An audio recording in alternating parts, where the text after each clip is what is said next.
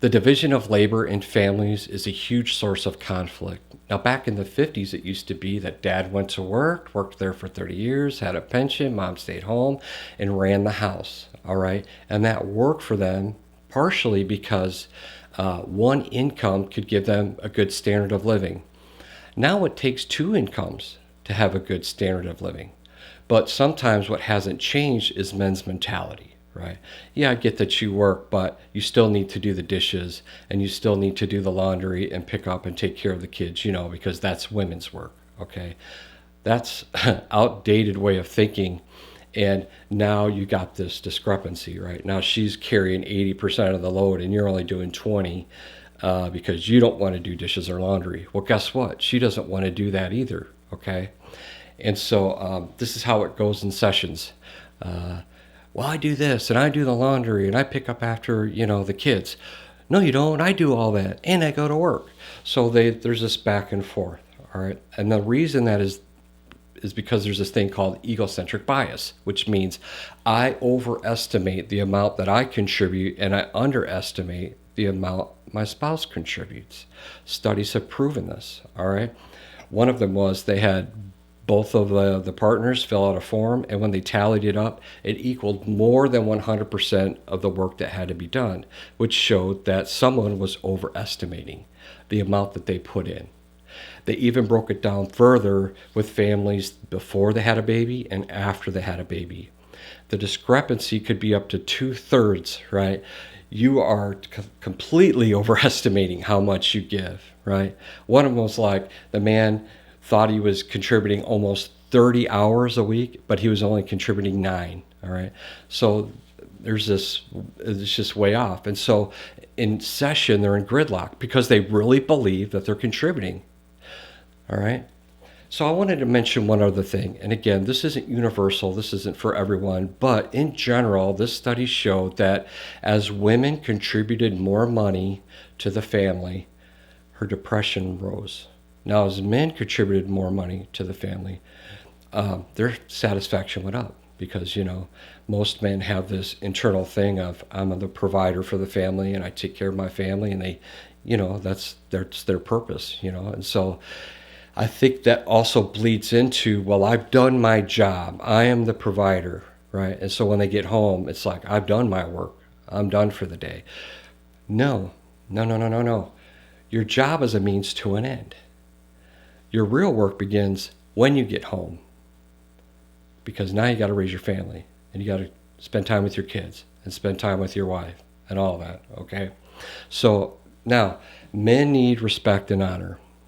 Women need safety and security. So if you're the man and you come home and you think you've done your job just because you went to work and your wife works and she comes home and does all this other work, you're not going to get no respect. That doesn't come for free. You have to earn that. So you got to start contributing. If you want her to say thank you and you want her to not be so irritated and frustrated and tired, you have to lend a hand, all right? Here's the other piece of that. Women have learned that I can make my own money and I can take care of myself and I can take care of the kids without your help. So that's where it really gets dangerous because now you're in this place where, maybe a divorce is an option because she may be thinking, look, if I can do all this on my own, maybe I will, and that'll give me a chance to meet somebody that actually will help me and actually does care and actually does want to share in the burden, okay? And so the way that you can fix that is this. You have to get rid of that bias, which means you're going to have to get an objective point of view. So log what y'all do for about 2 weeks and really be honest about it, all right? So you have to log, all right, who works and how much income is brought in. And then all the other things that happen throughout the day, right? All the chores and setting up schedules and going to the doctor and mowing the grass, all those things, calculate it and figure out who's doing what so you can get a real idea of the imbalance. And now you can start negotiating through that, all right? So for me, it might be, well, I don't mind doing dishes, so I'll take that off your plate, And maybe I'll do the laundry for you too, honey. Well, she'll probably say no because I'll turn everything pink, all right? But you get the idea. You have to negotiate through that and start sharing the load. Because I'm telling you right now, marriage is not unconditional. In fact, it's a contract, right? There's terms to this thing. Till death do us part, for richer, for poor, right? I expect you to be faithful. I expect you to help around the house and help raise the children, right? And be a support for me and give me intimacy, all these different things. Those are conditions to marriage, all right? And if those conditions aren't met, now you're in danger of that contract being dissolved, divorce, all right?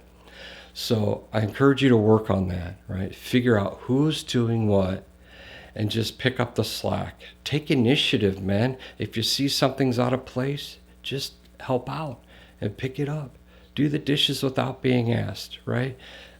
Women get tired of begging us to do something. I'm guilty of it to some degree. I really try to help, but it's something that I even have to remind myself of. It's like, it's too much. It's too much of a burden, and I really want to be there to support my family. All right. So that's just one little thing. Hopefully that will help you with this thing that's, this division of labor. And if you're struggling with that, give me a call, shoot me an email. I'd love to help you with it. But until then, remember this: stronger relationships start here.